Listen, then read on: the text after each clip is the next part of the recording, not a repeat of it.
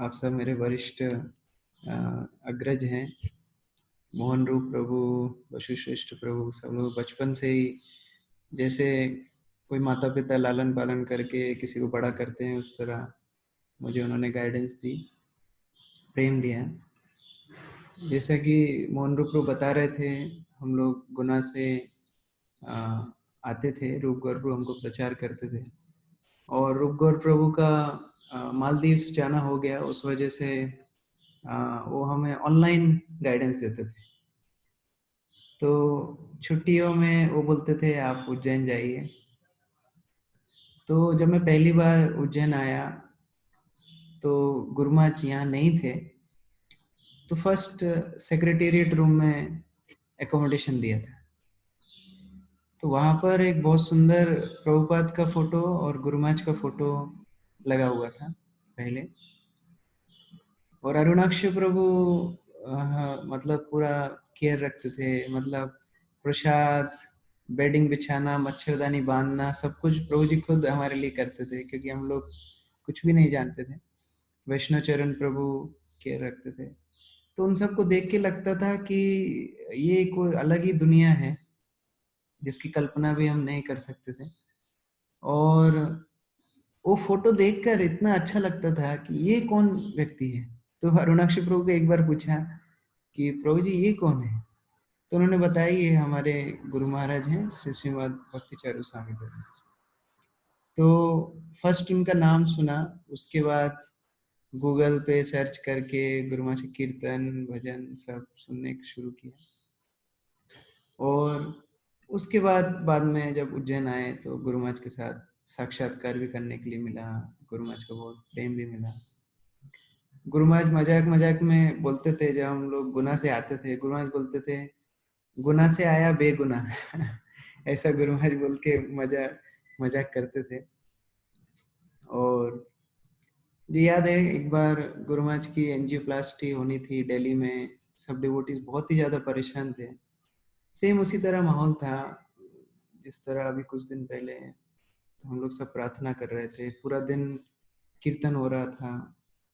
तो उस टाइम मैंने देखा कितना भक्त लोग उज्जैन में, उज्जैन के डिवोटीज का गुरु महाराज से कितना स्ट्रॉन्ग रिलेशन है।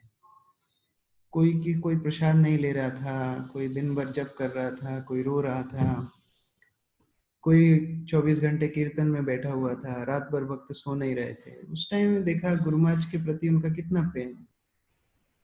और सडनली गुरु महाराज ने डिसाइड किया कि वो एंजियोप्लास्टी नहीं कराएंगे, उज्जैन वापस आ जाएंगे। तो एक दिन बाद ही गुरु महाराज उज्जैन आ गए थे। तो गुरु महाराज जैसे ही उज्जैन आए, गुरु महाराज ने सेमिनार दिया आर्ट ऑफ डाइंग। और वो सेमिनार इतना गुरु महाराज ऐसी बातें कर रहे थे कि जब पुराना शरीर हो जाता है तो हमें जाना चाहिए। तो मैं देख रहा था क्लास में सभी भक्त लोग बैठ के रो रहे थे। तो गुरु महाराज के प्रति उनका प्रेम और गुरु महाराज का उज्जैन भक्तों के प्रति प्रेम, ये डिस्क्राइब करने से कोई बता नहीं सकता कि कितना प्रेम आपस में दोनों का है। और उसी शाम को जो गुरु महाराज हॉस्पिटल में थे, हम जिनके लिए प्रार्थना कर रहे थे, उसी शाम को गुरु महाराज ने कीर्तन किया। और जनरली तो आप सब जानते गुरु महाराज जब कीर्तन करते बैठते हैं, हम सब लोग डांस करते, लेकिन उस दिन गुरु महाराज ने सबके साथ डांस किया। 1-1.5 घंटे तक गुरु महाराज ने सबके साथ डांस किया, बहुत उत्साह सबको दिया। तो उसी तरह गुरु महाराज हमेशा ही इंटरेक्शन करते थे। जिस तरह एक बार कीर्तन मेला गुरु महाराज ने ऑर्गेनाइज किया, तो हम लोग कल्पना भी नहीं कर सकते थे उज्जैन में कीर्तन मेला होगा। माधव प्रभु, बीवी गोविंद महाराज, चंद्रमौली महाराज सब लोग आए थे। तो हम लोग भी आए थे, पढ़ाई कर रहे थे उस टाइम पे। तो हम लोग कॉलेज में थे, वहाँ से आए, मैं, कृष्ण मुकुंद प्रभु और रामचरण प्रभु। तो हम लोग जब आए तो हमने सोचा हम लोग सुबह जाएंगे और एक दिन कीर्तन मेला अटेंड करके रात में वापस चले जाएंगे, क्योंकि उस टाइम पे हमें सेमेस्टर हॉलीडे नहीं थी।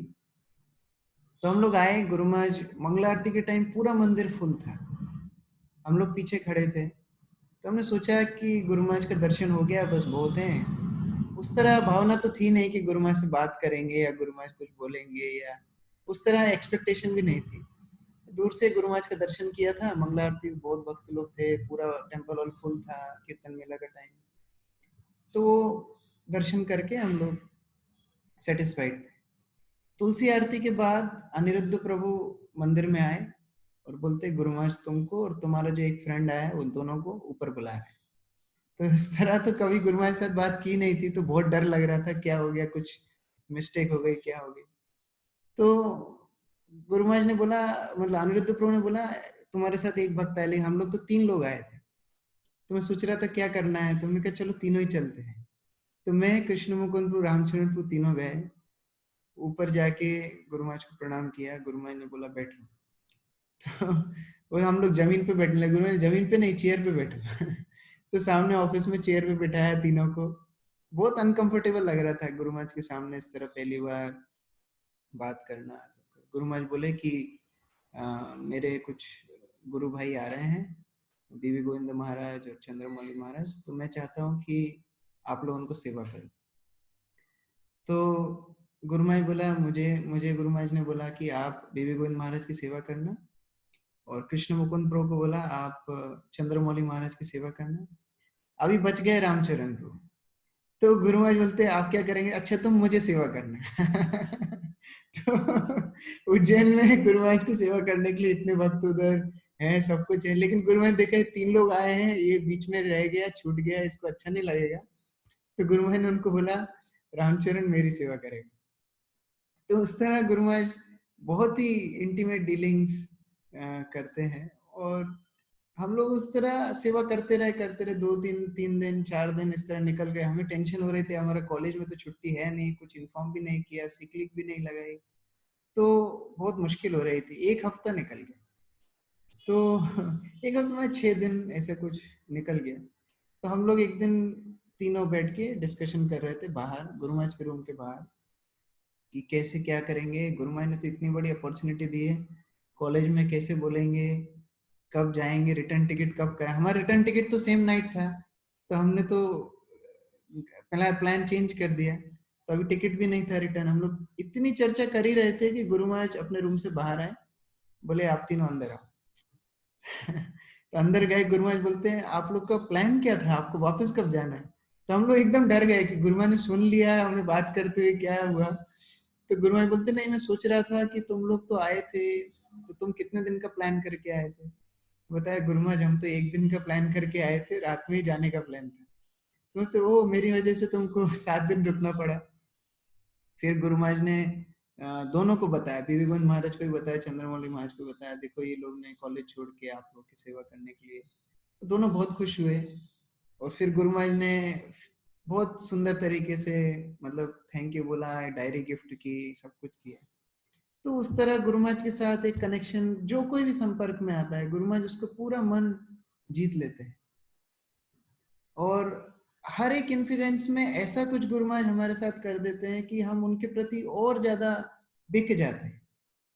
जैसे कुछ साल बाद मुझे महाराज ने बोला कि आप दीक्षा की लिस्ट में मैं सोच रहा हूँ तुम्हारा नाम देने के लिए। तो मैं उस तरह बहुत खुश हो गया कि फाइनली मेरी दीक्षा होगी।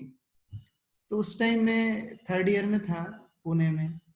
तो जो उस टाइम पे गुरु महाराज सेक्रेटरी थे, उन्होंने मुझे बोला नहीं आपकी दीक्षा होगी नहीं, आप पुणे से हैं, आपको पुणे से लेटर लाना पड़ेगा।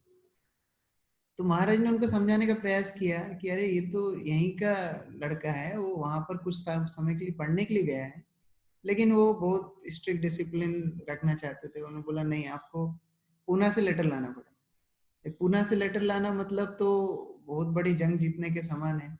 तो मैं प्रयास कर रहा था, राधेश्याम प्रभु को लिखा, बहुत कुछ लिखा। वो लोग, मैं राधेश्याम प्रभु को लिखा नहीं एक्चुअली, पहले मैं अपने काउंसलर को लिखा, उन्होंने अपने अथॉरिटी को लिखा। तो बहुत कुछ प्रोसीजर चालू हो गया। तो मुझे लग रहा था अभी होगा नहीं, 10 दिन बचे हैं, 10 दिन में पुणे का कार्यवाही पूरा होगा नहीं, तो लेटर मिलेगा भी नहीं। लेकिन फिर बाद में राधेश्याम प्रभु को पता पड़ा, राधेश्याम प्रभु ने बोला मैं तुरंत आपको हेल्प करूंगा, लेटर भेजूंगा। और वो लेटर जब तक आया तब तक मेरे मदर का फोन आया कि मेरे दादाजी बहुत ज्यादा बीमार हैं और वो कभी भी अपना शरीर छोड़ सकते हैं। मैं कहा एक मुसीबत से निकले अभी ये दूसरा कुछ आने वाला है। तो मैं बहुत टेंशन में था। महाराज को जाके भी बोला कि महाराज ऐसी ऐसी बात है, महाराज देखते हैं क्या होता है। और उसी रात में मम्मी का फोन आया, मम्मी बोले कि दादाजी गुजर गए, घर आ जाए। और अभी इनिशिएशन में 3 दिन बचे थे। तो मैं पूरा हताश हो गया था, अभी दीक्षा होगी नहीं। मैं महाराज के पास गया, महाराज को बोला, महाराज ने बोला कि ठीक है अभी जाओ, देखते हैं क्या करते हैं। महाराज ने नित्य किशोर प्रभु को बोला मुझे देवास तक छोड़ने के लिए, देवास से और कोई मुझे आगे लेके गया। मैं ठीक उस मोमेंट पे पहुंचा जब दादाजी का अंतिम क्रिया हो रही थी। तो मेरे बोलने का साहस भी नहीं हो रहा था। वो सब जब हो गया, अंतिम क्रिया हो गई, हम घर वापस आ गए, तो मेरे बोलने का साहस भी नहीं होता। घर में कैसे बोलूंगा वापस जाने के लिए, ऐसी स्थिति में ये बोलना ही मतलब बहुत डिफिकल्ट है। तो मैं ऐसा कुछ बोल ही नहीं रहा था। और आश्चर्यजनक पिताजी खुद बोले कि तुम मेन चीज तो तुमने कर ली, अभी दादाजी तो है नहीं, तुम उनका आखिरी समय दर्शन कर लिया, तुमको जाना है तो तुम जा सकते। यही तो बहुत अच्छी बात है। तो मैं जब वापस जाने लगा तो मैंने एक डिवोटी को फोन लगाया मंदिर में। उन्होंने बोला नहीं, आप आ भी जाएंगे तो आपका दीक्षा नहीं होगा। क्यों? बोले 3 दिन सूतक रहता है, आप कैसे मंदिर में यज्ञ में बैठेंगे। तो मैंने कहा अभी पूरा प्लान छोड़ देते हैं, अभी कुछ होगा नहीं। तो मैंने महाराज को बोला, महाराज इस तरह मुझे लग रहा है कि इस तरह कंसर्न है डिवोटीज का, 3 दिन सूतक। महाराज बोले हाँ ये तो सही बात है, 3 दिन तो पुजारी भी ऑल्टर में नहीं जाते हैं, इस तरह कुछ हो जाता है तो मैं फिर भी मैं सोचा कि मैं वापस जाऊंगा, जो भी होगा एटलीस्ट अटेंड करेंगे। तो वो टाइम पे गुरुमाज के हाथ में वॉलंटियर लिस्ट दी। रसानंद प्रभु कोऑर्डिनेट कर रहे थे, तो वॉलंटियर्स जो रिट्रीट में सेवा करते हैं उनकी लिस्ट गुरुमाज के हाथ में दी। तो गुरुमाज ने मेरा नाम पढ़ा, गुरुमाज बोलते हैं कि कार्तिक कहाँ है। तो महाराज ने बोला गुरुमाज ऐसे ऐसा हुआ, वो ऐसे ऐसा फंसा है, उनको और इनिशिएशन कैंडिडेट था लेकिन अभी सूतक के कारण तो अटेंड नहीं कर। गुरु महाराज बोले कौन सा सूतक? कोई सूतक नहीं, उसको बोलो आ जाएगा और उसका इनिशिएशन होगा। तो इतना गुरु महाराज ने कॉजलेस मर्सी की कि मैं मतलब किसी भी तरीके से योग्य नहीं था। आध्यात्मिक रूप से मैं योग्य नहीं था और सामाजिक रूप से योग्य नहीं था, हर तरह से मेरे अंदर त्रुटि थी। फिर भी गुरु महाराज ने स्वीकार किया।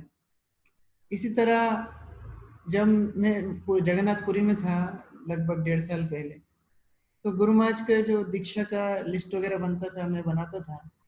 तो गुरु महाराज के साथ डिस्कस कर रहा था सेकंड इनिशिएशन है कैंडिडेट्स। तो गुरु महाराज ने लिस्ट देखते देखते बोला कि ठीक है हम लोग इसके ऊपर चर्चा करेंगे। मॉर्निंग वॉक के लिए गुरु महाराज जा रहे थे, बहुत भक्त जा रहे थे साथ में। तो गुरु महाराज पीछे मुड़े, गुरु महाराज बोलते कि you are also a candidate, तुम भी एक कैंडिडेट हो। तो मैं सोचा गुरु महाराज शायद किसी को बोल रहे हैं, पीछे मुड़ के देखा तो गुरु महाराज नहीं मैं तुमसे बोल रहा हूँ, तुम्हारा नाम भी डालो। तो मैं बहुत ज्यादा डर गया क्योंकि मैं उस तरह कोई ज्यादा ब्राह्मणिकल क्वालिटी मेरे अंदर कुछ थी नहीं, भक्ति शास्त्री मैंने की नहीं थी और मुझे तो बहुत डर लग रहा था कि क्या होगा। तो उसके बाद इनिशिएशन मीटिंग आई तो गुरु महाराज बहुत स्ट्रांगली बोलने लगे। बोले आप सब ब्राह्मण दीक्षा लेने के लिए आए हैं, आपने भक्ति शास्त्री बहुत लोगों ने नहीं की, आप पुजारी सेवा नहीं करते हैं, ब्राह्मण दीक्षा की क्या जरूरत है। तो मैं बहुत डर गया कि मेरे अंदर तो ना पुजारी की सेवा करता हूँ, ना मैं ब्राह्मण, ना भक्ति शास्त्री हुई है, अभी क्या होगा। तो गुरु महाराज लिस्ट नाम पढ़ने लगे, उससे 40 लोगों का नाम आया था ब्राह्मण दीक्षा जगन्नाथपुरी में।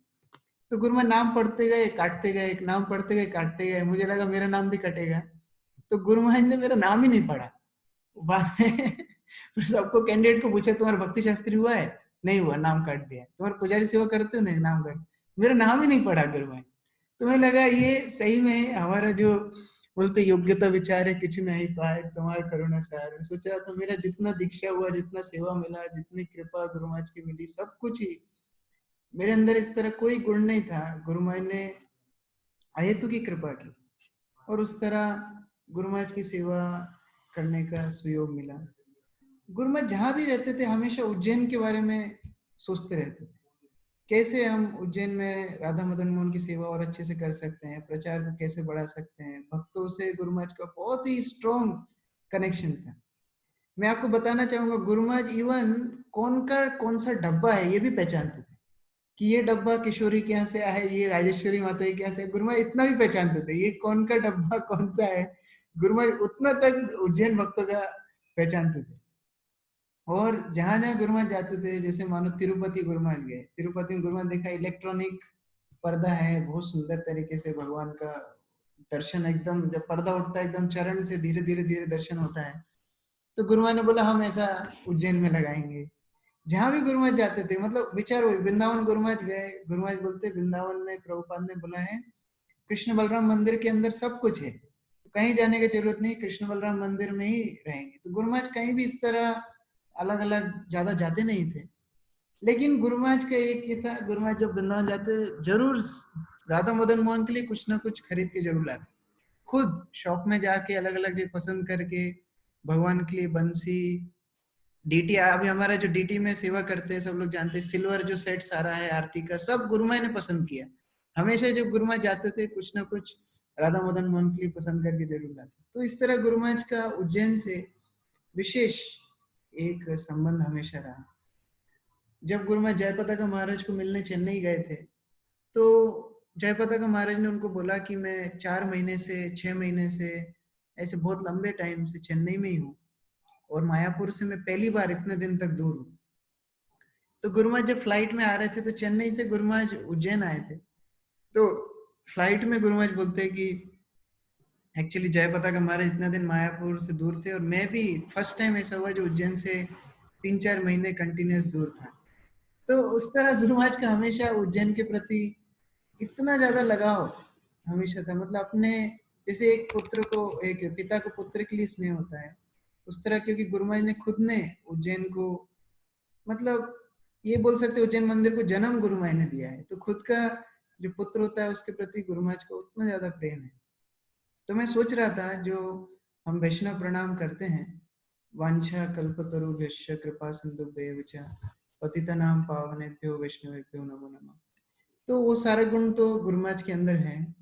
तो वो श्लोक से कुछ हम चर्चा करेंगे, कैसे गुरु महाराज ने उस तरह क्वालिटी हम सबके साथ आदान प्रदान करने में दिखाए। जैसे पहले वांछा कल्पतरु, ये एक्सपीरियंस हम सबको ही है कि गुरु महाराज के सामने जो कुछ वांछा करेंगे, जो कुछ हम इच्छा करेंगे, वो गुरु महाराज हमारे इवन बोलने से पहले पूरा कर देते। जैसे हम सबको एक्सपीरियंस है, ये जो 2-3 महीना गुरु महाराज इधर थे उज्जैन में, कोई भी भक्त ये नहीं बोल सकता कि गुरु महाराज ने उसके साथ कोई ना कोई इंटरेक्शन किया नहीं।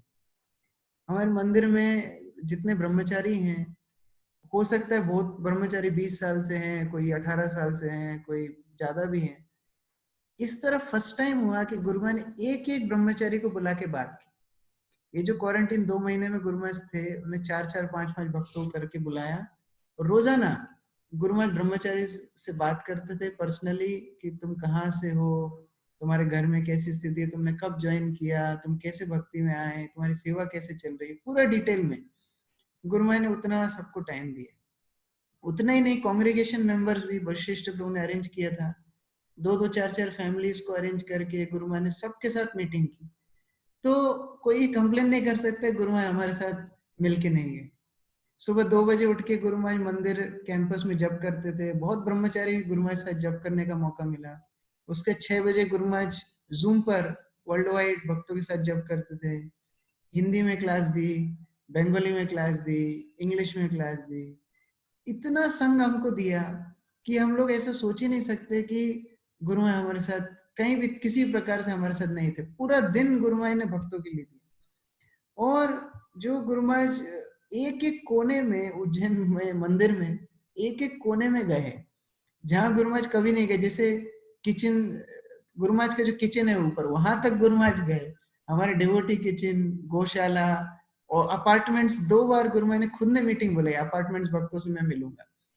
जनरली क्या होता था, हर बार हम अप्रोच करते गुरु महाराज को, गुरु महाराज हम आपसे मिलना चाहते हैं या आप हमको क्लास दीजिए ऐसे। इस बार ऐसा उल्टा हो रहा था, गुरु महाराज खुद बोल रहे थे मैं ये भक्त से मिलना चाहता हूँ, मैं उनको बुलाओ, इनको बुलाओ। तो गुरु महाराज अपार्टमेंट होल्डर से 2 बार मीटिंग की, अपार्टमेंट भक्तों से। ऑफिस एरिया में गए, एक एक भक्त का ऑफिस, विजेंद्र कृष्ण प्रभु का ऑफिस, धीरवर प्रभु का ऑफिस, केशव प्रभु ऑफिस, सबका ऑफिस में गुरु महाराज गए, पर्सनली देखा, पूछा तुम क्या करते हो क्या नहीं, पूरे एक डिटेल में। एक एक गाय को गुरु महाराज ने सहलाया, घास खिलाई बहुत बार। गुरु महाराज बोले ये गौशाला के सामने ग्राउंड में हम इसमें घास लगाएंगे, गुरु महाराज पर्सनली बोले यहाँ से घास उठाना है, इधर घास लगाना है। इस तरह गुरु महाराज पर्सनली इतना ज्यादा टाइम दिया। डीटीज ऑल्टर में गुरु महाराज अंदर गए, अभिषेक के लिए गए, चंदन यात्रा थी, गुरु फर्स्ट चंदन गुरु महाराज ने लगाया मदन मोहन को ऑल्टर में जाके। तो इतना ज्यादा गुरु महाराज ने अपने आप को दिया कि सबको संतुष्ट गुरु महाराज ने किया। इतना ही नहीं, गुरु महाराज बोलते थे कि मुझे कहीं ना कहीं तो बाहर जाना है, तो गुरु महाराज बोलते मुझे गाड़ी में लेके जाओ, मैं उज्जैन में थोड़ा घूम के आऊंगा। तो गुरु महाराज रात में 9 साढ़े 9 बजे गाड़ी में राघव पंडित को, भक्ति प्रेम महाराज हम लोग जाते थे, गुरु महाराज को उज्जैन घुमा के। गुरु महाराज बोलते थे ये तो बहुत चेंज हो गया, मैं इतने साल पहले आए थे यहाँ कुछ नहीं था।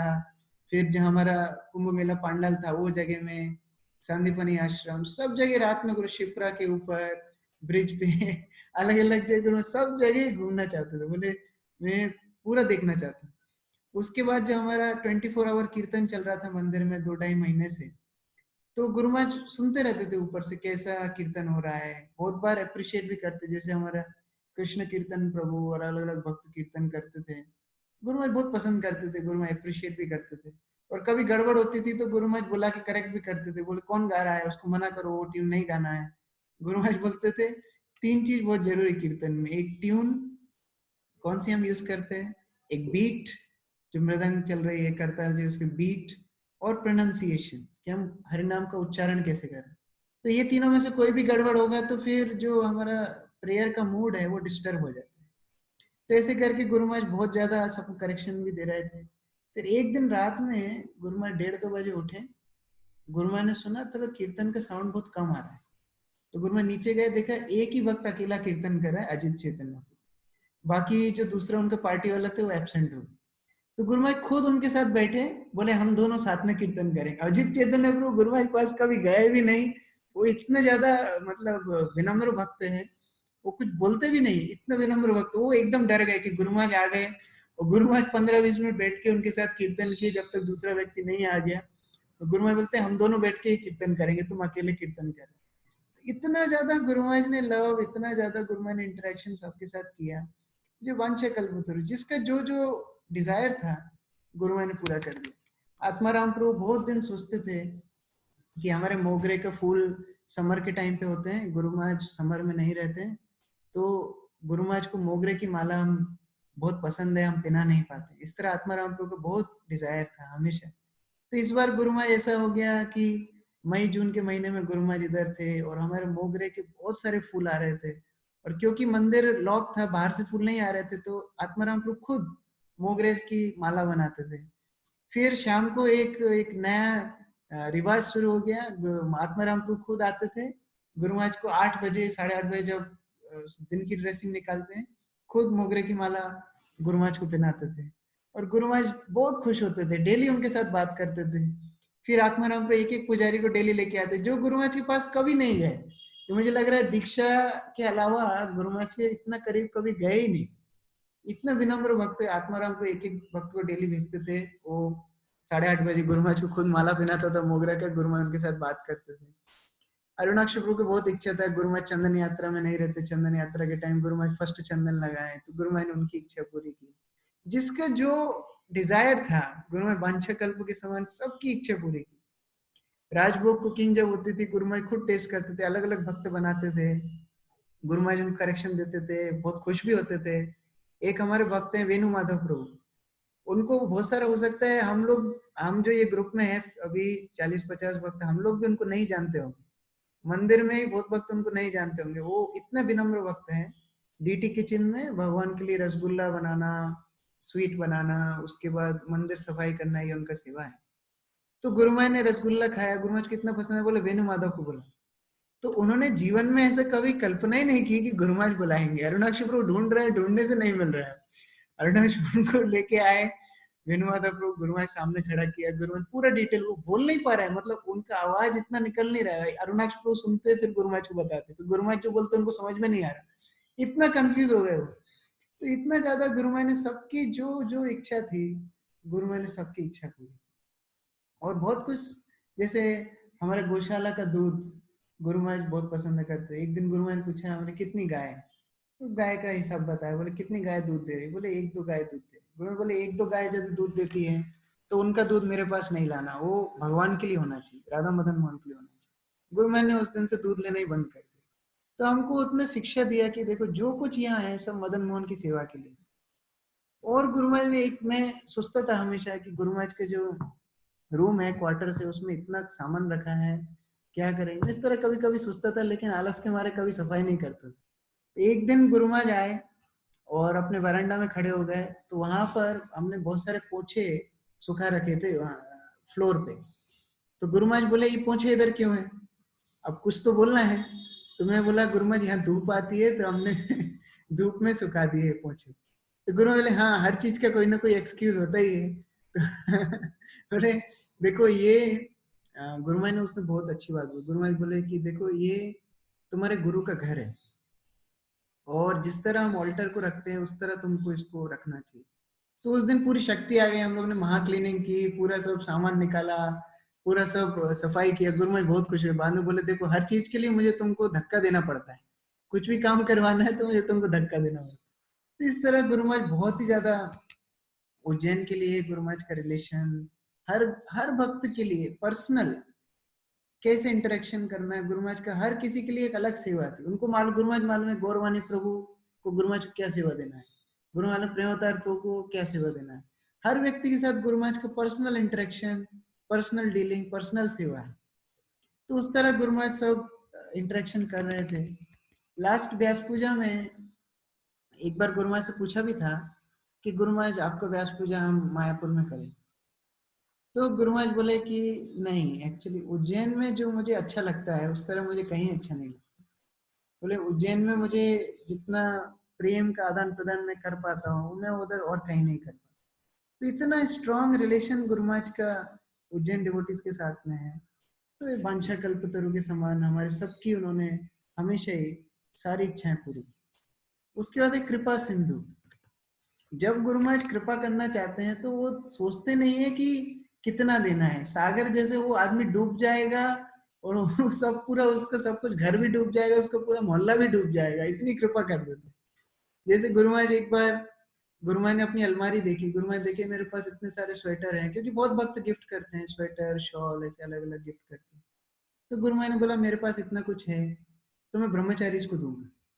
तो गुरु महाराज ने बोला ये मैं ब्रह्मचारी, तो हमने सोचा ठीक है हम निकाल के रखेंगे, गुरु महाराज एक एक सबको दे देंगे। बोलते नहीं, सारे जितने स्वेटर है वो एक कपड़ा बिछाओ उस पे सब सजाओ, कितना है, तो सब कुछ जमा दिया, शॉल स्वेटर सब। फिर गुरु महाराज उधर खड़े हो गए। तो गुरु महाराज बोलते ये साइज अभयचरण को आएगा, ये अभयचरण को दो, ये दीर्घोर के लिए अच्छा है ये उसको दो, ये प्रेम भक्ति के लिए अच्छा है ये महाराज के लिए रखो। तो गुरु महाराज पर्सनली किसको कौन सा चीज देना है, बोले ये चित्तहरी को देना है, ये घड़ी इसको देना है, एक एक चीज पर्सनल। और फिर कुछ कम पड़ने लगे गुरु महाराज के जो डेली यूज का सामान वो भी गुरु महाराज दे दिए। गुरु महाराज बोला गुरु महाराज एक दो स्वेटर आपके लिए रखना चाहिए, बोले नहीं सब दे दो, मैं उत्तर ही डालूंगा, मेरा काम हो जाएगा। एक भी स्वेटर खुद के लिए रखा नहीं, एक भी शॉल खुद के लिए रखा नहीं, सब कुछ ब्रह्मचर्य। फिर बोलते पैकिंग करो, उस पर सबका नाम लिखो। गुरु ने खुद ने सिलेक्ट करके एक एक भक्त को गिफ्ट दिए। तो उस तरह कृपा का जब सागर टूटता है तो उस तरह गुरु महाराज का प्रेम सब भक्तों के लिए हमेशा रहता था। एक बार ऐसे ही धीर गौर प्रभु मैनेजमेंट में तो बहुत कुछ प्रेशर आता है, बहुत कुछ डिफिकल्टीज भी आती हैं, तो बहुत प्रेशर में थे और एक पॉइंट पे आके बहुत उनको हताश निराश फील कर रहे थे कोई टॉपिक के ऊपर। तो उन्होंने, मायापुर में हम लोग थे, हमको फोन लगाया। तो मैं उनसे बात करते करते उनको बोला कि मैं गुरु महाराज को फोन दे रहा हूँ। गुरु महाराज को फोन दिया तो गुरु महाराज ने जैसे ही बोला, प्रेम से उनका नाम बोला, हरे कृष्णा धीर गौरा, जिस तरह बोला बस सब प्रॉब्लम अपने आप खत्म हो गई। बोले मेरे अंदर इतनी शक्ति, बाद में धीरे बोलते मेरे अंदर इतनी शक्ति आ गई कि मैं अभी सब कुछ हैंडल कर सकता हूँ। तो उस तरह गुरु महाराज का इतना लव हमारे लिए है कि वो सागर में हम हमेशा ही डूबे रहते हैं। जैसे अभी जो गुरु महाराज 2-2.5 महीने रहे, तो इस तरह एक दिन मैं सोने के लिए चला गया, तो गुरु महाराज ने 2-3 बार बुलाया। तो सीतानाथ ने बोला गुरु महाराज कृष्ण किशोर सो रहा है। गुरु महाराज ने एक नियम बनाया था, जब कोई सो रहा है और कोई खा रहा है उसको उठाना बुलाना नहीं। तो इसलिए मैं जब सो रहा था एक बार गुरु महाराज ने बुलाया, सीतानाथ ने बोला गुरु महाराज सो रहा है। फिर आधा पौन घंटे बाद फिर बुलाया, फिर सीतानाथ ने गुरु महाराज अभी भी सो रहा है। फिर थोड़ा देर 1-1.5 घंटे बाद फिर बुलाया तो गुरु महाराज बोले अभी भी सो रहा है। तो किसी भक्त ने गुरु महाराज को बोला, गुरु महाराज वो बहुत टायर्ड फील कर रहा है, इतना दिन बहुत ज्यादा एग्जॉस्टेड हो गया, शायद हमको उनको थोड़ा दिन कुछ रेस्ट देना चाहिए।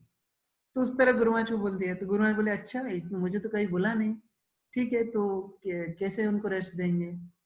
तो वो भक्त बोले, गुरु महाराज हम एक काम करेंगे, अभय चरण प्रभु बहुत एक्सपर्ट है, अभय चरण प्रभु को कृष्ण किशोर के साथ रख देंगे, तो आपका सेवा थोड़ा अच्छे से होगा और वो थोड़ा उनको रेस्ट भी मिलेगी। तो मैं शाम को देखा अभय चरण प्रभु अपना सब टीम टाम सामान लेके सब आ गए और उधर शिफ्ट हो गए रूम में। तो अगले दिन मैं सोचा सुबह मैं मंगला आरती तो जा नहीं पाता हूँ, क्योंकि मैं ऊपर ही रहता था, गुरु महाराज जब ऊपर रहते थे, गुरु महाराज मंगला आरती जाते थे, उतना टाइम नीचे जाता था। तो मैं सोचा अभी अभय चरण 2 है, मैं मंगला आरती जाता हूँ। तो उस दिन मंगला आरती गया, सब कुछ अटेंड किया, तुलसी आरती वैष्णव प्रणाम सब करके वापस ऊपर आया। तो गुरु महाराज जप कर रहे थे। तो गुरु महाराज ने बुलाया, बोले तुमने क्या दोबारा आरती सेवा पूजा सब शुरू कर दी थी? तो नहीं गुरु महाराज, मैं तो मंगला आरती अटेंड करने के लिए गया था। बोले तुम रिटायरमेंट तो नहीं ले रहे हो? तो नहीं गुरु महाराज, मैं रिटायरमेंट नहीं ले रहा हूँ, मैं तो अभय चरण को इधर में थे तो मैं नीचे दर्शन करने के लिए गया। फिर बोलते नहीं इस तरह रिटायरमेंट नहीं लेना है। हाँ गुरु महाराज रिटायरमेंट नहीं ले रहा हूँ। फिर उस दिन शाम को कुछ भक्त गुरु महाराज के पास बैठे थे, दीर्घोर प्रभु, विजय कृष्ण प्रभु, प्रेमावती प्रभु महाराज, सब लोग बैठे थे, मैं भी था। तो गुरु महाराज अपने आप एक चीज बोलने लगे और इतना गहराई से बोल रहे थे कि मुझे लगा कि शायद मेरे लिए ही बोल रहे हैं। गुरु महाराज बोले, देखो जब प्रभुपाद का अंतिम समय था तो मैं, तमाल कृष्ण महाराज, उपेंद्र प्रभु, हम लोग सब सेवा करते थे और कई बार बहुत डिफिकल्ट भी होता था। मैं दोपहर के टाइम पे मेरा जप करने के लिए योग पीठ पे चला जाता था, तो योग पीठ पे जाके जप करने में मुझे बहुत अच्छा लगता था। एक दिन प्रभुपाद ने मुझे खोजा कि मैं कहाँ हूँ, तो मिला नहीं। तो जब मैं लौट के आया, प्रभुपाद ने बोला कहाँ गए थे? तो गुरु महाराज ने बोला मैं योग पीठ पे गए। तो गुरु महाराज बोले कि योग पीठ पे क्यों गए थे? तो बोले प्रभुपाद जप करने के लिए। तो गुरु महाराज बोले जब तो तुम इधर भी कर सकते, योग पीठ क्यों? तो गुरु महाराज ने बोला कि गुरु प्रभुपाद, मुझे बहुत वहाँ शांति थोड़ी मिलती है, शांति रहती है वहाँ जाके जब। तो प्रभुपाद बोले तुम क्या कृष्ण भावनामृत में शांति के लिए आए हो कि सेवा के लिए आए हो? तो उस तरह जब गुरु महाराज बोल रहे थे प्रभुपाद संग इंटेंशन, मुझे लग रहा था हाँ मैं मंगला आरती जाने का डिजायर रख रहा हूँ, इधर उधर जाने का डिजायर रख रहा हूँ। गुरु महाराज इनडायरेक्टली मुझे बता रहे हैं।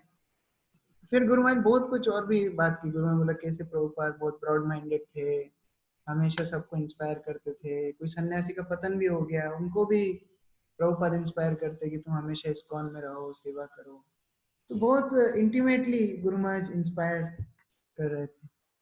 और फिर उसी बीच में मतलब कोई क्वेश्चन पूछा कि गुरु महाराज आप इतना सरलता से कैसे हर चीज बता देते हो? तो गुरु महाराज ने बोला कि एक्चुअली मैंने इसी तरह प्रभुपाद से सीखा है कि हर चीज बहुत सरल है। भक्ति अगर हमको करना है तो बहुत सरल है, हम जानबूझ के उसको कठिन जटिल बना देते हैं। बोले प्रभुपाद कितना सिंपल? बोले मैंने एक बार प्रभुपाद से पूछा था, मैं कलकत्ता से मिठाई खरीद के खाता हूँ। तो प्रभुपाद ने बोला वो भी तो प्रसाद है। तो मैंने तो प्रभुपाद से ऐसी चीजें सीखी हैं जो कि कृष्ण भावनामृत को सुसुखम करते हो, बहुत खुशी से करना चाहिए। और ये बात बाद में बहुत कुछ डिवोटीज ने चेंज कर दिया, मैं इतना पसंद नहीं करता हूँ। इस तरह गुरु महाराज बहुत ही ज्यादा मतलब अपना पर्सनल इंटरेक्शन बता रहे थे। तो मुझे फीलिंग आई कि देखो मैं हो सकता है इस तरह नाटक कर रहा हूँ कि मैं थक गया, मैं ये करा वो करा, लेकिन गुरुमा ने जब इस तरह इंटीमेटली अपनी कृपा की वर्षा की, उन्होंने बताया इंटीमेट अपने पास टाइम प्रभुपाद के साथ गुरु महाराज के मुख से सुनने के लिए, तो मुझे लगा हाँ हमारा कितना सौभाग्य है कि हमको गुरु महाराज की सेवा करने के लिए मिल रही है। गुरु महाराज ने डायरेक्ट ऐसा नहीं बोला तुम कितने मूर्ख हो, तुमको मैंने सेवा में लगाया है, तुम सो जाते हो, मुझे 3-3 बार बुलाना पड़ता है, ऐसा गुरु महाराज ने बोला नहीं। लेकिन गुरु महाराज ने इतने कृपा के सागर हैं कि गुरु महाराज ने अपने पास टाइम प्रभुपाद के साथ बताया, जिससे हम समझ पाए कि देखो हमको इस तरह अपने गुरु की सेवा करने का अपॉर्चुनिटी मिल रही है तो हमको कितना सीरियसली लेना चाहिए। तो एक कृपा सिंधु। उसके बाद पतिता नाम पावन है, कैसे गुरु महाराज पतित लोगों को कैसे पावन करते हैं, या फिर और मैं सिंपल भाषा में बोलूँ तो हमारी प्रॉब्लम से हमको निकाल कर कैसे कृष्ण भावनामृत में और ज्यादा उत्साह प्रदान करते हैं। जैसे एक बार नासिक में गुरु महाराज को किसी ने ऐसे ही टॉपिक उठाया दाल बाटी। तो जब गुरु महाराज दाल बाटी का नाम सुनते तो गुरु महाराज को अलग ही एक मूड में आ जाते। गुरु महाराज बोलते मैं समझ नहीं पाता लोग दाल बाटी क्यों खाते। तो मैं तो दाल बाटी का प्रेमी हूँ, तो मैं उसको डिफेंड करने का प्रयास कर रहा था। गुरु महाराज दाल बाटी बहुत अच्छी है, और वो एक्चुअली उसको बीच में गुरु महाराज बोलते वो ठीक से सिकती नहीं है।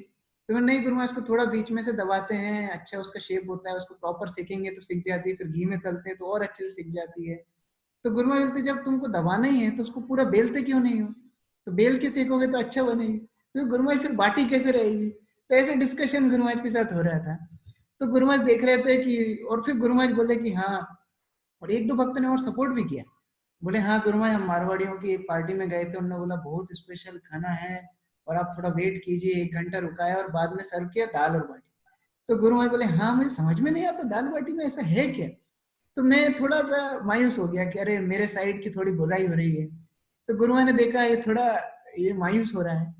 तो गुरु महाराज ने बोला कि एक्चुअली ऐसी बात नहीं, हमारे आचार्य दाल बाटी खाते थे। बोला अरे आचार्य दाल बाटी खाते थे। बोले हाँ देखो सनातन गोस्वामी जब वृंदावन में थे तो आटे का गोला बनाकर सेक करके मदन मोहन को ऑफर करते थे। तो हमारे सनातन गोस्वामी जब बाटी खाते थे तो हमको भी दाल बाटी खाना चाहिए। तो इस तरह गुरु महाराज ने इतना मतलब एनकरेज कर दिया कि अरे देखो दाल बाटी को भी आचार्य से लिंक करके हमको उत्साह दिया। तो गुरु महाराज हमेशा ही ऐसे मतलब इवन हम थोड़ा सा हताश निराश होंगे उससे हमको गुरु महाराज प्रेरणा देते हैं। जैसे एक बार एक व्यक्ति गुरु महाराज से मिलने के लिए आए उज्जैन में, अभी लॉकडाउन के टाइम में, बहुत वीआईपी व्यक्ति थे। तो गुरु महाराज ने बोला इनको कुछ प्रसाद दो।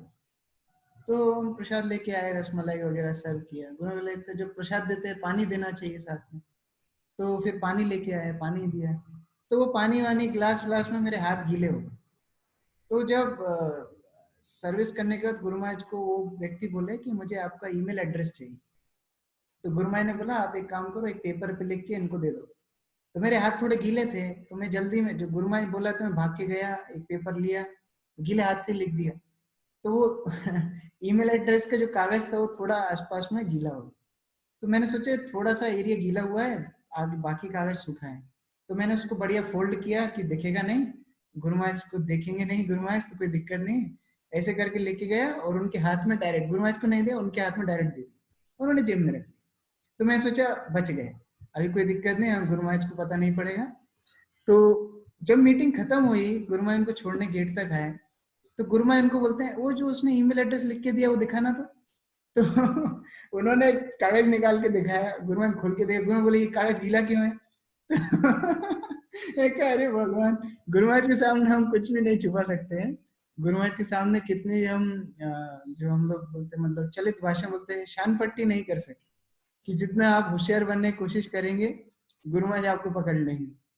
तो फिर गुरु महाराज ने दूसरा कागज मंगाया, दूसरा कागज लिख के उसको ईमेल एड्रेस दिया। तो इस तरह गुरु महाराज हमारे सारे जो मिस्टेक्स थी उनको भी पकड़ते थे और करेक्ट करते थे, बहुत लविंग वे में करेक्ट करते थे। जैसे एक बार गुरु महाराज साउथ अफ्रीका में, गुरु महाराज को रात में गर्म पानी चाहिए। तो रात का टाइम था, गुरु महाराज ने मुझे उठाया नहीं। गुरु महाराज ने क्या किया, एक सिंक में जो ब्लॉक कर सकते हैं जिसमें पानी, उसमें पानी ब्लॉक कर दिया और गर्म पानी भर लिया उसमें सिंक में, और फिर अपना ग्लास वो उसमें रखा और गर्म पानी के उससे टच से वो ग्लास गर्म हो गया, उससे पानी गर्म करा, फिर पिया। तो पूरे कार्यक्रम में गुरु महाराज ने 15-20 मिनट लगाए, लेकिन मुझे बुलाया नहीं। उसके बाद अगले दिन क्लास गुरु महाराज दे रहे थे ह्यूमन इंटेलिजेंस। तो ह्यूमन इंटेलिजेंस पे क्लास देते देते गुरु महाराज बोले जैसे कल रात में मुझे गर्म पानी पीना था, तो मेरे रूम में गर्म पानी नहीं था, तो मैंने सिंक में गर्म पानी भरा, जो टंकी का पानी गर्म आता है गीजर से, वो भरा और मेरे ग्लास में पीने का पानी उसमें ऐसे रखा, वो गर्म करके मैंने पी। तो मुझे लगा कि ये बात गुरु महाराज डायरेक्ट भी बोल सकते थे कि मैं गर्म पानी रखना भूल गया, लेकिन गुरु महाराज ने इस तरह क्लास में बताया कि मुझे मेरा मैसेज मिल गया कि कैसे गुरु महाराज को सर में ठीक से नहीं कर रहा हूँ और मुझे गर्म पानी रखना चाहिए गुरु महाराज के लिए। तो गुरु महाराज इस तरह हमेशा ही हमारे पतित जो प्रवृत्ति है उससे हमको ऊपर उठाने का हमेशा गुरु महाराज कोशिश करते हैं। जैसे मेरे घर में कुछ ये चल रहा था, मेरे माता पिता मुझे घर पे बुला रहे थे, तो गुरु महाराज की सेवा भी इधर चल रही थी। तो गुरु महाराज को मैंने बताया कि गुरु महाराज, मैंने नहीं बताया एक्चुअली, दूसरे किसी डिवोटी ने बताया कि गुरु महाराज, शायद अभय चरण को, कि गुरु महाराज इस तरह उनके घर से प्रेशर आ रहा है कि बहुत लंबा टाइम वो घर पे गए नहीं। तो गुरु महाराज ने उस टाइम पे ज़्यादा कुछ बोला नहीं। उसके बाद जनरली रत्नभूषण प्रभु या रसानंद को इस तरह कोई एक डिवोटी गुरु महाराज को मसाज देते थे। तो मैं ज़्यादा दिन मसाज देता नहीं था कि उतना मेरी शक्ति भी नहीं है और टैलेंट उतना जानता भी नहीं। तो गुरु महाराज ने उस दिन जब बेल बजाई, रत्नभूषण को वहाँ खड़े थे, गुरु महाराज बोले कि आज कृष्ण किशोर मसाज दे। मेरी तो हार्ट बीट तेज हो गई आज क्या मेरी तो जानता भी नहीं हूँ, गुरु महाराज को डायरेक्ट हाथ लगाना मसाज देना ये तो बहुत कॉम्प्लिकेटेड चीज़ है। तो मैं गया, मसाज देना शुरू किया। तो गुरु महाराज ने अपने आप से बोलना शुरू किया, बोले उद्धव गीता कितनी अच्छी है। बोले उद्धव गीता में हम सीख रहे हैं 24 गुरु। तुमको याद है वो कबूतर वाला एग्जाम्पल कौन सा था? वो कबूतर एक फंस जाता है, फिर दूसरा आप लोग समझ गए मैं क्या बोलना चाह रहा। तो गुरु महाराज बोल रहे हैं हाँ कबूतर का एग्जाम्पल तुमको याद है? बोला हाँ गुरु महाराज कबूतर का एग्जाम्पल तो याद है। फिर गुरु महाराज डायरेक्ट पूछे तो गुना में सब कैसा चल रहा है? तो डायरेक्ट कुछ बोले नहीं, कबूतर से गुना पे आए, गुना में सब कैसा चल रहा है? तो बोला गुरु महाराज जो गुना में तो अभी ग्रीन जोन है, कोई केस नहीं है, सब कुछ नॉर्मल चल रहा है। तो गुरु तो एक काम करते हैं, हम सब मिलके गुना जाते हैं, तो तुम्हारे पेरेंट्स भी मिल लेंगे और मैं थोड़ा प्रचार भी कर लूंगा अलग अलग जगह जाके, गुना के आसपास जितने गाँव हैं। तो उस तरह गुरु महाराज ने इतना अच्छे से बोला, मैं समझ गया कि मुझे सेवा कंटिन्यू करनी है, ज्यादा कुछ ये नहीं है। और मम्मी पापा को मैं बोलूंगा कि गुरु महाराज आएंगे, जब लॉकडाउन खुल जाएगा गुरु महाराज साथ आएंगे। तो फिर भी वो कुछ दिन इस तरह चला। बाद में फिर घर से ज्यादा रिक्वेस्ट आ रही थी कि एक बार मैं आऊँ, तो उन्होंने घर से गाड़ी भेज दी। तो गुरु महाराज को मैं बताया कि गुरु महाराज घर से गाड़ी भेजी है। तो गुरु महाराज बोले ठीक है, तुरंत गुरु महाराज चेयर पे काम कर रहे थे, गुरु महाराज तुरंत खड़े हो गए, बोले हाँ उन्होंने गाड़ी भेजी, तुमको जाना चाहिए। और गुरु महाराज बोले कि बहुत अच्छे से उनके साथ डीलिंग करना, लेकिन अपनी कृष्ण भक्ति में बहुत स्ट्रांग रहना। और मेरे पिताजी अभी इस कॉल पे हैं, इसलिए मैं थोड़ा अलग तरीके से बोल रहा हूँ तो गुरु महाराज ने बोला कि बहुत स्ट्रांग रहना, अपना डिसीजन स्ट्रांग रखना। गुरु महाराज मुझे प्रभुपाद ने बोला था कि अपना जीवन कृष्ण को दे दो, तो मैं भी तुमको इस तरह बोल रहा हूँ। तो गुरु महाराज इस तरह साहस देके, अस्त्र शस्त्र देके, पूरा रेडी करके गुरु महाराज बोल रहे थे। और गुरु महाराज बोलते कि अगर मेरे जाने के पहले तुम नहीं आ पाओगे तो मैं तुमको गाड़ी भेज दूंगा, फिर उसमें बैठ के आ जाना। तो इस तरह गुरु महाराज ने बोला फिर गुरु महाराज बोलते हैं कि देखो आ, मेरे अंदर बहुत त्रुटि है। गुरु महाराज खुद बोलेंगे मेरे अंदर बहुत त्रुटि तुम देख सकते हो सकता है कि तुमने मेरे अंदर बहुत कमी देख सकते हो, लेकिन मैं एक चीज तुमको बोल सकता हूँ कि प्रभुपाद के अंदर कोई त्रुटि नहीं है, प्रभुपाद के अंदर कोई भी कमी नहीं है। और अच्छा होता था कि तुम लोग प्रभुपाद का दर्शन करते थे। तो अभय चरण पे उधर थे, अभय चरण पे ने गुरु महाराज बोला गुरु महाराज हम तो आपके जरिए प्रभुपाद को देखते हैं। तो गुरु महाराज बोलते नहीं वो ठीक है, लेकिन मैं चाहता हूँ कि आप लोग प्रभुपाद को देखो और आप लोग जरूर प्रभुपाद को एक दिन देखोगे, प्रभुपाद का संग प्राप्त करोगे। तो इतना साहस देके गुरु महाराज ने मतलब बहुत ही अच्छे से डीलिंग करके बोला अभी जाओ, और फिर आलिंगन भी किया। तो मुझे याद नहीं इसके पहले गुरु महाराज ने मुझे कब गले से लगाया था, क्योंकि मैं गुरु महाराज साथ जाता था तो जिधर से गुरु महाराज जाते थे उधर के भक्तों को गले से लगाता था, मैं तो साथ में रहता था, तो वो अपॉर्चुनिटी उस तरह कभी मिली नहीं। लेकिन ये मुझे शायद याद है अभी तक मैं पहली बार गुरु महाराज की सेवा शुरू करने के बाद गुरु महाराज ने फर्स्ट टाइम आलिंगन भी किया। बोले ठीक है जाओ। और फिर मैं घर पे गया तो कई बार गुरु महाराज के फोन में से तो गुरु महाराज मैसेज करके पूछते थे घर पे सब ठीक चल रहा है, मम्मी पापा ठीक है, अपन बात कर सकते हैं क्या, इस तरह गुरु महाराज मैसेज करते थे फिर गुरु महाराज कुछ सेवा देते थे। तो बहुत ही मतलब लविंग वे में गुरु महाराज डीलिंग करते थे कि ऑल्दो ये हमारी कमियां हैं, गुरु महाराज के पास भक्तों की कमी नहीं है। उज्जैन जैसे जगह पे सभी भक्त गुरु महाराज की सभी सेवाएं जानते हैं, सब सेवा कर सकते हैं, लेकिन गुरु महाराज फिर भी हमारी कमियों से हमको उठाना चाहते हैं। इसलिए गुरु महाराज इतना प्यार से, इतने एनकरेजिंग वे में हमारे साथ डीलिंग करते हैं। जैसे हम लोग जब डीलैंड गए थे, ऑरलैंडो, कृष्ण मुकुंद प्रभु, कृष्णार्पित प्रभु, ऋषवानंद प्रभु, हम लोग सब जब नीलैंड गए थे। तो मैं टूरिस्ट वीज़ा पे था, मैं गुरु महाराज के साथ कई बार आता जाता भी था। वो लोग का 1 साल का वीज़ा था, तो उनको कंटिन्यूअस 1 साल वहाँ रुकना था। तो उनका वीज़ा जब एक्सपायर हो रहा था, ऐसी बात हुई कि उनको वापस आना है, तो घर से भी उनकी बहुत दिक्कत थी। दिक्कत मतलब घर से वो लोग चाहते थे कि आप इंडिया में ही रहो, ऐसा। तो गुरु महाराज ने बोला ठीक है आप लोग जा सकते हैं, कि उस तरह सिचुएशन में यदि यहाँ रहेंगे, घर में प्रॉब्लम होगी तो अच्छा नहीं है। और वीज़ा भी एक्सपायर होने ही वाला था, तो वो लोग वापस आ गए। तो गुरु महाराज जब भी उज्जैन आते थे, तभी उन लोगों को जैसे ही देखते थे एक मीटिंग बुलाते थे। कृष्ण मुकुंद प्रभु, कृष्णार्पित प्रभु, ऋषभानंद प्रभु, तीनों को बुला के गुरु महाराज मुझे बोलते थे उनको तीनों को बुला के गुरु महाराज बोलते थे आई एम वेरी सॉरी, मैं बहुत क्षमा चाहता हूँ, आप लोगों को वहाँ से आना पड़ा। एक्चुअली वहाँ पर बहुत हार्ड वर्क था, आपको बहुत मेहनत करनी पड़ी, आप लोग इतने एजुकेटेड बैकग्राउंड से हो, आपको मुझे प्रचार में लगाना था, लेकिन मैं क्या करूँ, वो एक प्रोजेक्ट की शुरुआत होती है जहाँ हम सबको काम करना पड़ता है। तो गुरुमा ऐसे बोलते थे, और इधर हम सबकी हालत ऐसी होती थी कि गुरुमा वास्तव में अगर हम देखें तो हम सबसे जूनियर, अभी हमारे गुरु भाइयों में सब में हम सब जूनियर हैं। तो हम लोग ऐसी कल्पना भी नहीं कर सकते थे कि आपका इतना पर्सनल एसोसिएशन मिलेगा, निजी सानिध्य में हम लोग सेवा करेंगे, उस तरह हम लोग कभी कल्पना भी नहीं कर सकते। लेकिन क्योंकि आप हमको उधर लेके गए, हमको सेवा दिया, हम लोग आपके साथ इतनी सुंदर डायरेक्ट डीलिंग कर पाए, आपने हमको सेवा में लगाया, करेक्शन भी दिया, प्रेम भी दिया, सब कुछ दिया, तो ये हमारे लिए एटर्नल एसेट है। तो बोलते नहीं, फिर भी मैं चाहता था आप लोग प्रचार कार्य में लगे, और आपसे मैं इस तरह हार्ड वर्क कराया।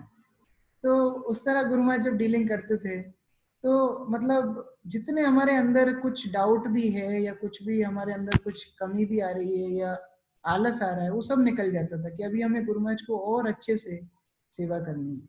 कि इस तरह जो व्यक्ति है, जो निस्वार्थ भाव से प्रभुपाद की सेवा कर रहे हैं, और हम उनको ठीक से असिस्ट नहीं कर पा रहे, फिर भी वो हमसे माफी मांग रहे हैं कि हम उनकी सेवा नहीं कर पाए। तो इस तरह व्यक्ति के प्रति, इस तरह वैष्णव के प्रति हमारा प्रेम क्यों नहीं आए। फिर लास्ट है वैष्णवेभ्यो।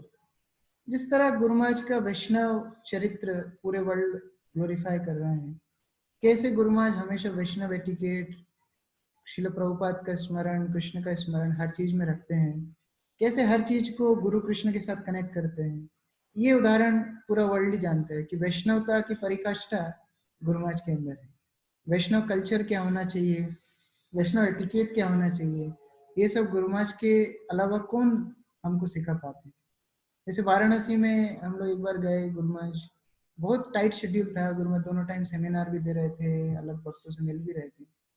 तो एक टाइम ऐसा आया कि गुरु महाराज को एक बहुत बड़ा व्यक्ति अपनी फैक्ट्री में लेके गए। तो वो फैक्ट्री में उसने पूरा घुमाया, मतलब एटलीस्ट 1.5-2 घंटे, और उस दिन एकादशी थी, गुरु महाराज निर्जल थे। 1.5-2 घंटे तक उसने पूरा घुमाया, एक एक सेक्शन दिखाया, कैसे काम होता है। वो फैक्ट्री थी मोती बनाने की, मतलब ये जो आर्टिफिशियल मोती, तो कैसे हाई टेम्परेचर पे आग डाल करके ग्लास को पिघलाते हैं, मोती बनाते हैं, सब कुछ। तो वहां हमारा खड़ा रहना मुश्किल हो रहा था, इतनी वहां पर गर्मी थी। तो गुरु महाराज बाद में कार में बोलते हैं लौटते टाइम कि देखो कितना परिश्रम एक व्यक्ति को करना पड़ता है अपनी इंद्रिय तृप्ति के लिए, कितना परिश्रम करके वो अपने परिवार का निर्वाह करता है, कितना कष्ट भोगता है। और देखो हम केवल कृष्ण के सेवक बने तो कृष्ण हमारी सारी टेक केयर कर रहे हैं, कृष्ण हमारा सारा ध्यान रख रहे हैं। तो गुरु महाराज का उस तरह जो मूड है हर जगह पे, गुरु महाराज अपनी परफेक्ट वैष्णवता, एक परफेक्ट जेंटलमैन जिसको बोलते हैं, वो हमेशा ही दर्शाते थे, हमेशा सिखाते थे। जैसे जब गुरु महाराज हिंदी क्लास दे रहे थे उद्धव गीता के ऊपर, तो गुरु महाराज ने अभयचरण प्रभु को बोला कि तुम एक काम करा करो, कागज पेन लेके बैठा करो, और मेरी हिंदी में जो मिस्टेक होगी वो बताना, मैं उसको करेक्ट करूंगा। तो गुरु महाराज ऐसे नहीं कि ये तो मेरा शिष्य है, ये तो नया लड़का है, इसको ऐसा नहीं। गुरु महाराज मतलब परफेक्ट वैष्णव, जिस तरह सर्वगुण उनके वैष्णव के अंदर होते हैं, उस तरह गुरु महाराज हमेशा ही प्रभुपाद को परफेक्ट सेवा देना चाहते हैं। और उस तरह प्रभुपाद के प्रति उनका प्रेम हर जगह। जैसे गुरु महाराज जब गुरु पूजा में, अभी लॉकडाउन के टाइम में गुरु पूजा खड़े होते थे, तो देखते थे कुछ भक्त विग्रहों का दर्शन कर रहे हैं, तो गुरु महाराज बोलते थे देखो हम प्रभुपाद की गुरु पूजा कर रहे हैं तो विग्रह का दर्शन नहीं करना चाहिए। तो इतना ज्यादा प्रभुपाद के प्रति प्रेम, इतना ज्यादा उनका अटेंशन कि छोटी छोटी डिटेल्स को लेके, जैसे बानीनाथ प्रभु मुझे एक बार बता रहे थे मायापुर में, गुरु महाराज ने उनको एक ही बार डांटा और बहुत जोर से डांटा। किस बात को लेके? कि गौर किशोरदास बाबूजी महाराज का तिरुभाव दिवस था और गुरु महाराज प्रसाद लेने बैठे फास्टिंग के बाद, तो गुरु महाराज ने पूछा कि ये जो तुमने मेरे लिए बनाया है वो गौर किशोरदास बाबूजी महाराज को भोग लगाया? तो बानीनाथ प्रभु ने नहीं गुरु महाराज वो तो मैं भूल गया, मैं यहीं पर ऑफरिंग कर दी किचन में। गुरु महाराज ने उनको इतना डांटा, इतना डांटा। गुरु महाराज बोले तुम क्या समझते हो मैं कोई बहुत बड़ा आचार्य हूँ, मैं कोई बहुत बड़ा व्यक्ति हूँ? मैं केवल प्रभुपाद की कृपा से, गौर किशोरदास बाबूजी महाराज की कृपा से, इन सब आचार्य की कृपा से उनकी सेवा कर रहा हूँ। तो अभी के अभी जाओ पूरा प्रसाद लेके नीचे गौर किशोरदास के मायापुर मंदिर में जब भी इस तरह तिरुभाव होता है, गौर किशोरदास बाबूजी महाराज का विग्रह रख के ऑफरिंग वगैरह होती है, बोले अभी जाओ दोबारा ऑफरिंग करो नीचे जाके उनको, उसके बाद मैं प्रसाद दूंगा। तो ऐसे छोटी छोटी चीजों पे गुरु महाराज इतना ज्यादा ध्यान रखते हैं। गुरु महाराज जब मुझे डिक्टेशन देते थे तो एक बात बोलते थे कि जब भी तुम कोई लेटर फ्रेम करोगे तो 4-5 चीजों का ध्यान रखना, ये कहीं ना कहीं इंक्लूड करने की कोशिश करना कि भक्तों को पूछना कि आपकी आध्यात्मिक जीवन कैसा चल रहा है, how is your spiritual life going, first. Second, क्या आपका जप कैसा चल रहा है, क्या आप जप अपना ठीक से कर रहे हैं? थर्ड, क्या आप श्रील प्रभुपाद की पुस्तकें डेली पढ़ते हैं?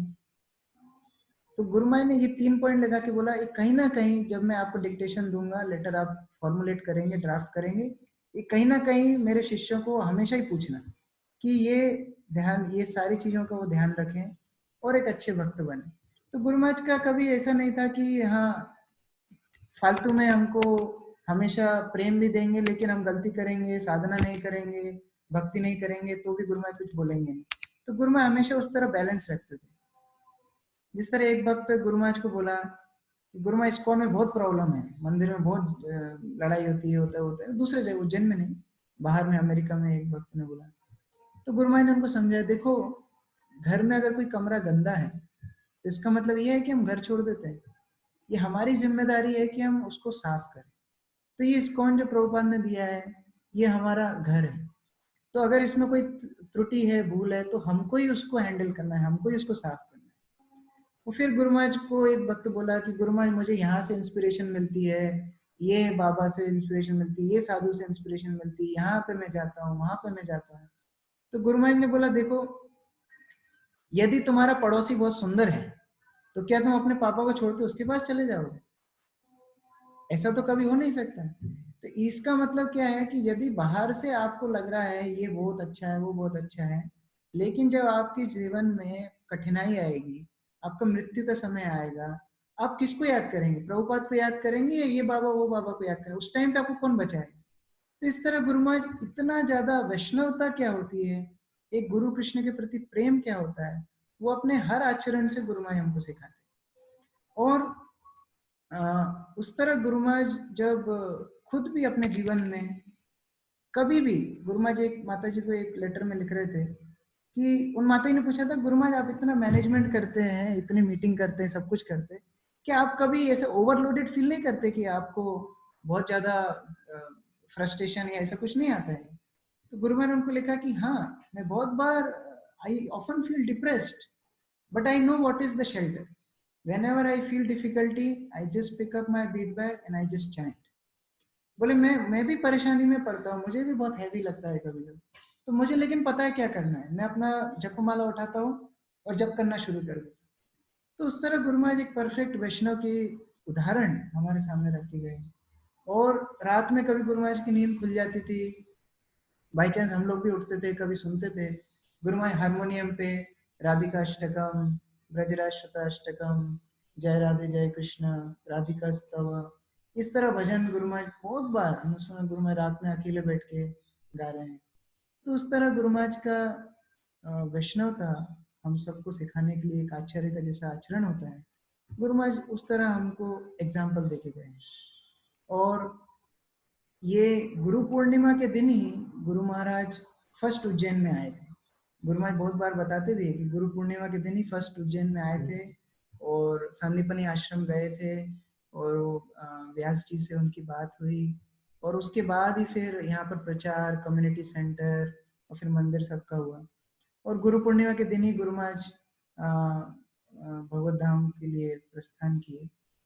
तो कुछ वक्त सोच सकते गुरु महाराज इतना हमारे साथ ऐसा क्यों किया कि हम लोग उनके साथ अंत समय में नहीं थे, या हम लोग उनका सानिध्य आखिरी क्षणों में प्राप्त नहीं कर पाए। तो मैं एक बात मैंने एक माता जी से सुनी थी, गुरु महाराज से डायरेक्ट सुनी नहीं है, लेकिन एक माता जी ने बताया था कि जब प्रभुपाद ने अपना शरीर त्याग किया था, उस टाइम पे क्या हुआ था कि गुरु महाराज, तमाल कृष्ण महाराज, जयप्रदा महाराज प्रभुपाद के पास नहीं थे। वो लोग कुछ टाइम के लिए वही मोमेंट पे थोड़ा देर पहले ही दूसरे रूम में चले गए थे, ये डिस्कशन करने की यदि कुछ होगा तो हमें क्या करना पड़ेगा, इमीडिएट क्या करना है, समाधि कैसे करना है, क्या करना है, ये डिस्कशन करने के लिए थोड़ा देर के लिए बाहर गए। उतना देर में प्रभुपाद ने अपना शरीर छोड़ दिया, और जब वो भक्तों का रोना सुना तब वो लोग वापस आए। मैं डायरेक्ट नहीं सुना है, लेकिन एक प्रभुपाद के शिष्य से सुना है, वो माता जी ने बताया। तो उनको प्रभुपाद का स्वप्न आया कुछ दिन बाद। तो उन्होंने स्वप्नों में उन्होंने पूछा कि प्रभुपाद, आपके जो इतने निजी सेवक थे, भक्ति चारू महाराज, तमाल कृष्ण महाराज, ये सब लोग इतने आपको इतना अपना हृदय से सेवा कर रहे थे, तो आप उनके सामने क्यों नहीं गए? वो जब बाहर गए तब आपने ऐसे क्यों शरीर छोड़ा? तो प्रभुपाद ने उनको, माता जी को स्वप्न में बोला कि ये तमाल कृष्णा और ये भक्ति चारू और ये जयप्रदा का मुझे इतना प्रेम करते हैं, मैं उनके सामने कैसे जा सकता था? उनके सामने जाने का मेरा क्षमता नहीं है, ऐसा प्रभुपाद ने उनको स्वप्न में बोला। तो उज्जैन के भक्त जो गुरु महाराज को इतना प्रेम करते हैं, गुरु महाराज जानते हैं कि हम वो सहन नहीं कर पाए, गुरु महाराज को उस तरह हम देख नहीं पाए। तो ये गुरु महाराज का हमारे प्रति प्रेम है। गुरु महाराज कभी भी दूसरे को कुछ कष्ट होता था तो गुरु महाराज को उससे ज्यादा कष्ट स्वयं को होता था। तो इसलिए जो गुरु महाराज ऑरलैंडो जा करके हॉस्पिटल में जो कोई भक्त वो स्थिति गुरु महाराज का नहीं बर्दाश्त कर पाएगा, ये गुरु महाराज जानते हैं। हम अभी भी जब गुरु महाराज को याद करेंगे, हम याद करेंगे गुरु महाराज कैसे चलते थे, कैसे कीर्तन करते थे, कैसे हमारे साथ बात करते थे, कैसे वो ब्रिज पे से खड़े होकर माला देते थे, तो उस तरह सब हमको याद आएगा। हम कभी भी ये याद, हमारे कभी मन में ऐसा आएगा ही नहीं कि गुरु महाराज हॉस्पिटल में थे, कि गुरु महाराज कुछ तकलीफ हुई, क्योंकि गुरु महाराज ने हमको उस चीज से, उस दुख से दूर रखा। तो ये भी गुरु महाराज की कृपा है, हमको उस तरह समझना चाहिए। गुरु महाराज हमारे साथ विशेष प्रेम करते हैं। और गुरु महाराज जिस तरह मैं पहले भी शेयर किया है एक दो बार, कि गुरु महाराज को एक बार मायापुर में एक भक्त ने पूछा था कि गुरु महाराज आप नहीं रहेंगे तो हम किधर जाएंगे? तो गुरु महाराज बोला, मैंने उज्जैन में मंदिर बनाया है, जिसको समस्या कुछ भी कहीं भी दिक्कत आएगी वो राधा मदन मोहन का आके आश्रय ले सकता है, उज्जैन मंदिर मेरे से अभिन्न है। तो उस तरह गुरु महाराज ने हम लोगों को फैसिलिटी दी है, और हमको बहुत प्रेम के साथ गुरु महाराज ने जो कुछ दिया है हमको उसको लेकर के अभी कंटिन्यू करना है। और गुरु महाराज वही देख के बहुत खुश होंगे कि उज्जैन के भक्त अभी भी उसी उत्साह से, उसी लगन से प्रभुपाद की सेवा कर रहे हैं। और जो ऑफरिंग गुरु महाराज ने प्रभुपाद को दी उज्जैन मंदिर के रूप में, वो गुरु महाराज प्रभुपाद के पास पहुंचा सकते। हरे कृष्ण। मैं क्षमा चाहता हूँ आप सब को, अगर मैंने कुछ गलत बोला हो और अपनी मर्यादा से बाहर कुछ भी बोला हो, आप मुझे क्षमा कर दीजिए। और कोई संशोधन है, कुछ करेक्शन है, आप लोग बता सकते हैं। गुरु जी कुछ भक्त प्रश्न पूछे सकते हैं? हाँ, प्रश्न पूछ सकते हैं। हरे कृष्णा। यदि किसी भक्त का कोई प्रश्न हो तो पूछ सकते हैं।